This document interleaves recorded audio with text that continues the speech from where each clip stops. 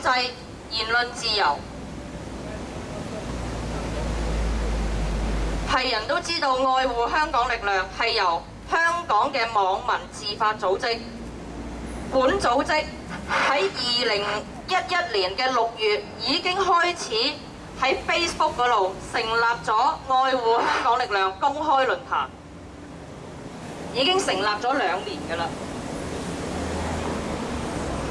同埋係深得大量嘅網民支持，群組裏邊係接近有6000人嘅。但係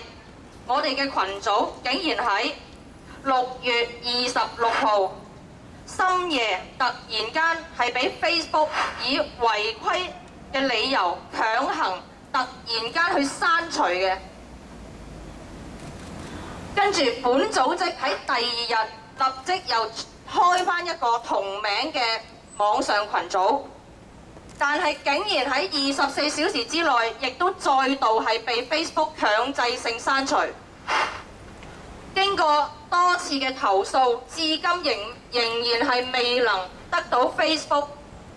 一個滿意嘅答覆俾我哋，回覆我哋點解要喺2日之內2度刪除我哋嘅群組。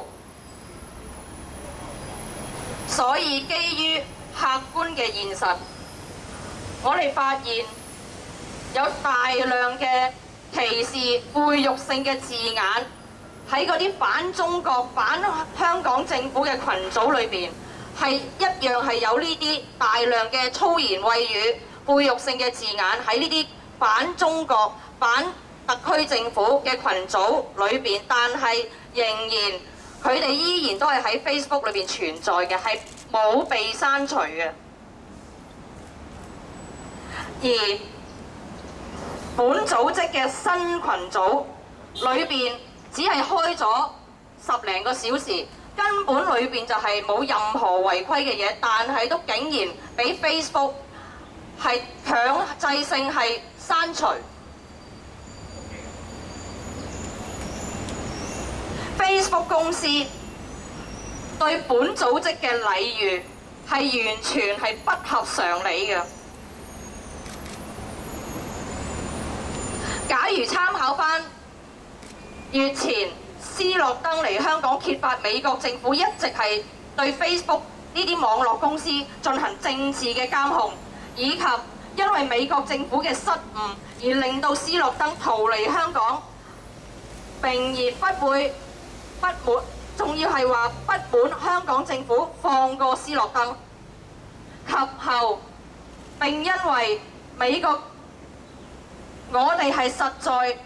係唔難想像點解 Facebook 會突然間係一反常態，對我哋愛護香港力量呢啲愛國愛港嘅群組係針對性報復嘅行為。斯諾登嚟香港嘅事件公開咗美國政府對全球作出黑客嘅行為，包括監控全球嘅電腦網絡、竊聽通話，甚至多次侵入香港政府嘅網絡、教育界及同埋公共設施等嘅電腦系統。而代號稜鏡計劃對全球嘅網絡，包括 Facebook 在內9大互聯網公司作出直接嘅監控。假如美國政府係以反恐為名去入侵香港嘅電腦，呢啲係完全站不住腳嘅。香港幾時成為咗美國政府眼中嘅恐怖分子基地呢？美國政府又得到乜嘢授權去侵犯香港人嘅網上私隱呢？今日我哋嚟呢一度，就係希望美國政府對香港特區、香港特別行政區作出保證，停止非法入侵香港政府、教育界、營商企業同埋民間嘅電腦同埋手提作出黑客嘅入侵或者係竊聽嘅行為。停止嚴重侵害中國嘅主權，侵犯香港市民網上嘅私隱行為。